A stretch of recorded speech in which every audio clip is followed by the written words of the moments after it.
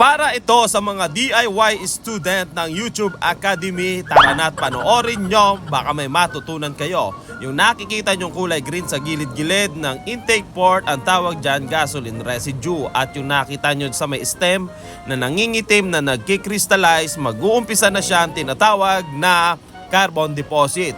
Bago pa mangyari yan, i-eliminate na natin yan.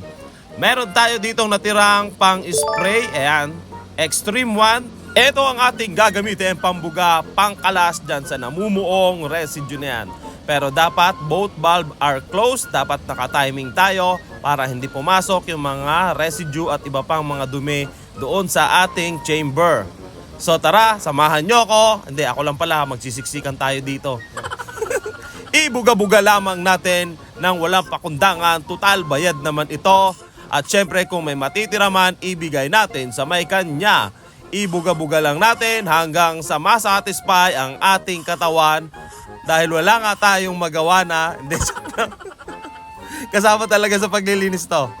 At ito na nga ang resulta, kumalas na ang mga residue na namumuo, pati dyan sa may stem, nakalas na rin yung mga nagkikrystallize na nagbabalak maging carbon deposit in the near future.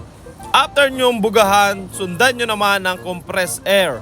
Ibig ko sabihin yung nasa compressor kung meron man. Kung wala, hipan mo na lang. Ito gamit natin, alright.